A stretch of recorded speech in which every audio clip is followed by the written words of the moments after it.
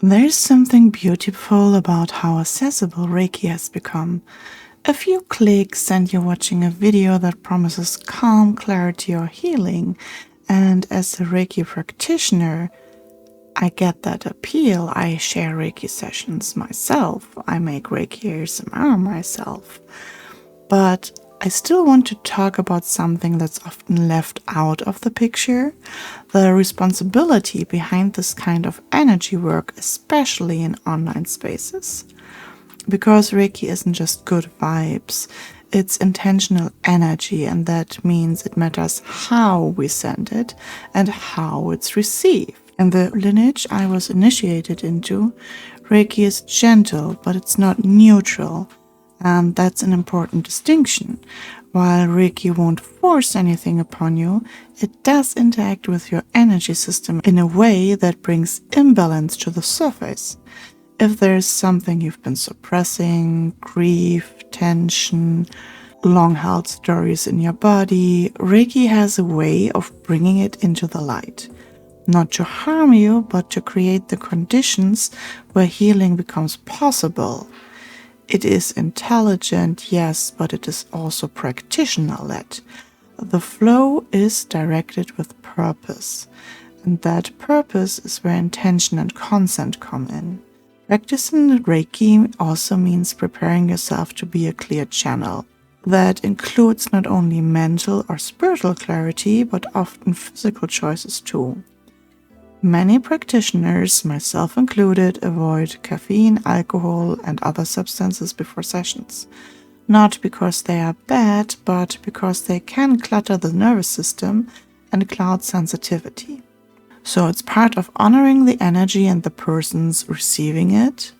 A clear channel is a respectful one. In my case, that might mean a quiet morning, no social media before filming, and really tuning in before I even hit record, and sadly skipping my energy drink. When we talk about distance Reiki, we're not talking about some passive ambient force. We're talking about a structured practice that includes symbols, specific sending techniques, and ethical foundation. It is not a one-size-fits-all blanket. It's definitely not a set it and forget it kind of content.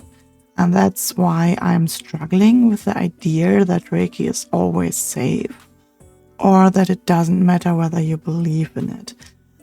People do have real emotional reaction, sometimes even without connecting the dots what triggered it.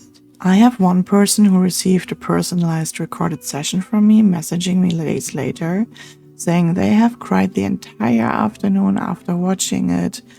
And I was like, yeah, that was kind of the intention you asked me to put into this video, to clear your emotions.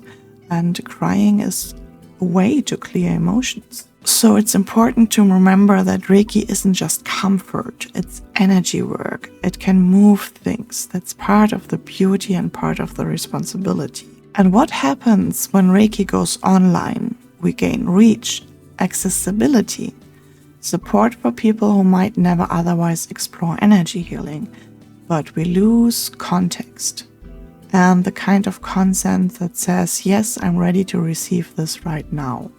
How do I work with this? When I film a Reiki video, I prepare just like I would for a client session. I cleanse the space, I ground myself, I cleanse my tools, even including my camera. I charge the energy using the symbols I was taught, and I set a specific intention. That's always the intro of my Reiki videos, to set the intention, right? Sometimes we're working with the energy of fire, with the heart chakra, with strong women that came before us when I made the Reiki video for International Women's Day. And sometimes the Reiki symbols are woven into the process in hidden ways, like through colors, makeup, or gestures, but never shown. They aren't just symbols, they are attunement tools and not aesthetic visuals. And I've seen a lot of creators saying the names of the symbols out loud and so on and so on. And I choose not to do that. One of the most important things my teacher taught me was to not share the symbols publicly, and that includes into Reiki videos. Something I do as well is stop filming when something feels off. Not in the energy, Reiki itself doesn't drain you, but in me.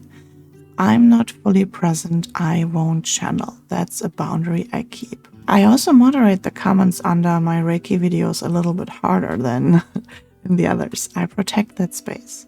If someone is spiraling, projecting, or being disruptive, I remove it. Because energy doesn't just move through hands, it moves through words too. And I have seen a lot of Reiki content that opens with, just relax, you don't need to do anything. And I disagree with that. As a viewer, you do have a role. You are co-creating the experience. And that's why I always put in the moment where I invite you to ground in my videos, to set your intentions with me together, to decide whether this energy is even for the viewer. Because sometimes it's not. That's okay. If a session is designed for release and you're not in a space to let go, skip it. If I'm working with a fire element and you're already feeling overwhelmed, don't bring in more heat. I trust you to know your capacity, and I trust the energy to meet you there if you welcome it. For anyone who is watching Reiki content online, I want to bring up 4 bullet points. Don't watch while driving, seriously. Don't binge 3 energy videos back to back just because the algorithm put them up. If you feel raw or emotional after, that's not a failure, that's movement. You might need to rest, ground, and reflect after. And always drink enough. Water keeps moving and helps clear out stuck energy. And to other practitioners, I want to say, let's honor the container, set intentions, cleanse your digital spaces the way we would cleanse the treatment room.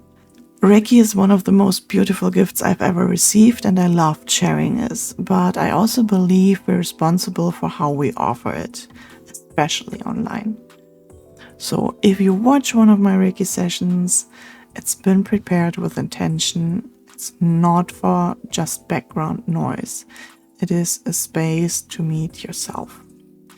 And you don't need to believe in Reiki for it to work, but you need to be present for it to meet you. Thank you for listening. If this sparked anything in you, or if you had a powerful or confusing experience with online Reiki, I would love to hear it in the comments.